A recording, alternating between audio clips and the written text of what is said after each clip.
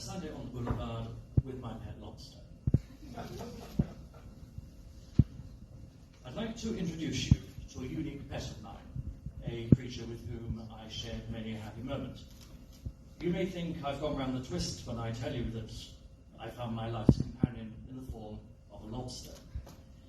Cats are aloof and always seem to be scheming, while dogs have their boisterous habits, and I don't even care to recall the trouble we had cleaning up after our budgerigar. But keeping a lobster required no lifestyle changes or excess of affection. In fact, mine demonstrated a mutual love of the finer things in life, in particular, a penchant of Monte Cristo cigars. Now, don't ask me how a lobster smokes. They are not especially loquacious creatures. All I can say is that after his meal of shrimp bisque, not cannibalism, before you ask, he would clamber out of his tank, grab a Monte Cristo from the case, snip off the end with a claw you'd think were made for the job, and once I had lighted it for him, smoke it. Now, you don't get such refinement and elegance with a tabby, a Labrador, or your standard tropical aquarium fish. Of course, taking him out in public turned a few heads. With twice as many smokers in the house now, we were going through the Monte Cristos in half the time.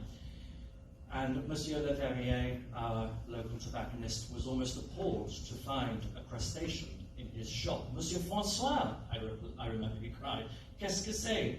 A lobster on your shoulder.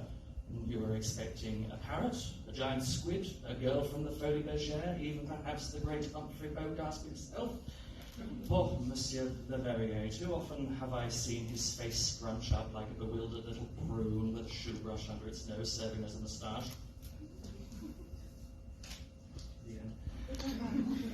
Ever since I have been a customer at his very accommodating, if shabby, little shop, I have always held the opinion that he is a man quite pitiful, a dilapidated mole of a man who seems so exhausted by life that he remains deliberately ignorant of all around him for the sake of some peace. It's not difficult to take the tiniest sadistic pleasure in his inability to tell whether or not I'm being serious. You are in here sooner than usual, monsieur, he declared, still frowning almost fearfully at the bluish-black shellfish clicking its claws atop my coat. We did not expect you for another fortnight. Another mouth to feed, you see, Monsieur Leverrier. So I will require a double order of Monte Cristos this time, s'il vous plaît. Monsieur Leverrier looked close to bursting into tears when he gleaned that I was talking about my pet lobster. But monsieur, he began, the lobster, surely it can't, and why on earth not? I placed my money on his counter to demonstrate how insistent I was. Very well, the befuddled little tobacconist gave in. 28 Monte Cristo, 50 francs, s'il vous plaît. I gave him 70, a tip for his trouble. After all, how many tobacconists go through their lives selling cigars to lobsters? They surely don't learn that in training. My lobster snapped his claws again, I assumed with great joy and readiness to break in his new box of cigars. Monsieur Francois, a moment more of your time, Monsieur Leverrier beckoned me closer. I have just recalled a piece of information my brother told me once about keeping lobsters. Ah, yes, of course, Monsieur Jacques Leverrier from the zoo, I recollected the man in question, eminent and esteemed expert in his field at once. Well, what is this advice? The lobsters are prone to coughing. But if you feed it an asparagus, it should go away. What excellent advice, I revelled with glee. There will be plenty of coughing to come if he likes these cigars so much, and plenty of asparagus too. In that case, Monsieur Leverrier was still looking most unsure about the lobster on my shoulder. He may not like it at first, but just shove it in. And sooner or later he will take it. Like you're stuffing a like you're stuffing a duck for foie gras. Oh, you're most kind, monsieur, I said, and you must pass my regards on to your brother. Oh, I would, but I cannot. Why ever not? Well, he slipped and fell into the shark tank at the zoo with a bleeding finger. It was a feeding frenzy within seconds. Mon Dieu, I gasped, quel dommage. The secret is sticking with smaller creatures. They present far fewer dangers. The lobster snipped at my earlobe with his claw, evidently getting impatient, just chomping at the bit for a cigar. Well, merci, my French is failing me today. Well, merci beaucoup, Monsieur Leverrier, I hastily conceded. I'll be back in 2 weeks. It was such a glorious Sunday, I decided to take my companion out to dinner at Chez L'Ambois, right off the coast of the Boulevard Saint-Maudin de the Ockets, with incomparable views of the glistening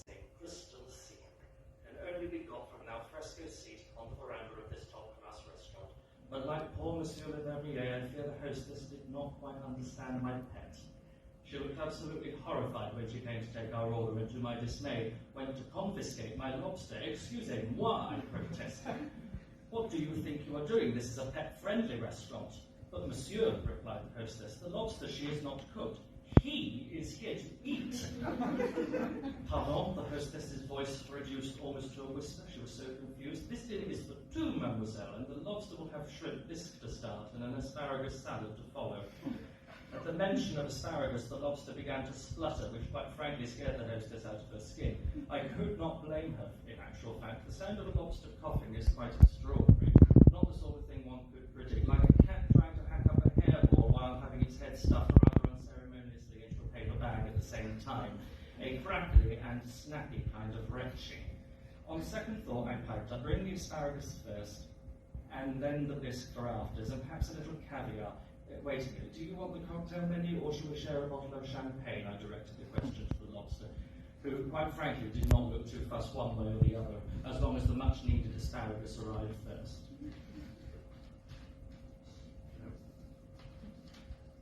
All right, the champagne then, and a bottle of Pierre Bouvet, s'il vous plaît, I simply requested from the hostess. Off she went, shaking her head every few steps as though this was the oddest thing she had ever seen.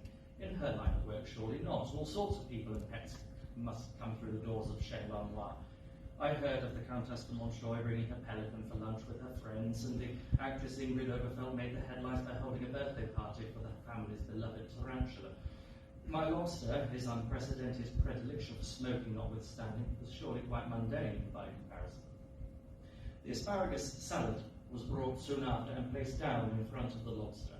The hostess did not linger to observe, which in truth was probably for the best. It made for rather chaotic work trying to feed a lobster a stalked vegetable. Its mouth did not seem big enough to eat it, but Monsieur le Verrier's advice rang in my head, just shove it in and sooner or later he will take it. And eventually he did. But the added exercise of consuming the thing made us both in the mood for a cigar, which we indulged in as soon as our main courses came out. There was no time for dessert, for after this dinner, the lobster began to cough again. So, smuggling out the remaining asparagus, I took him for some fresh air along the boulevard, turning the heads of many a passer-by as we did so. The lobster hardly seemed interested in the asparagus for all his spluttering. He seemed as tempted as I was to dive into that flawless seawater. But I was hardly dressed for the occasion, and he could not possibly go in coughing all over the place. Once more, I stuffed a green stalk down him. The coughing did stop eventually, but I came to suspect it was not the asparagus that did the trick, because my friend died while on Boulevard de Biarritz. The story that you have just heard is the same one I told Monsieur le Verrier the following day, when I went to confront him about his late brother's ultimately dubious advice. You told me the coughing would go away if I force-fed the lobster asparagus, I quite rightly told him. What do you have to say for yourself? Well, monsieur, you may have done that part, but you missed one rather vital step in looking after a lobster. Do you think it was the cigars that killed him, I asked. I highly doubt that helped matters, said Monsieur le Verrier, but there's something even more basic that he should have had. Well, what's that? Well, he was a lobster, monsieur. You should have kept him in some water. Thank you.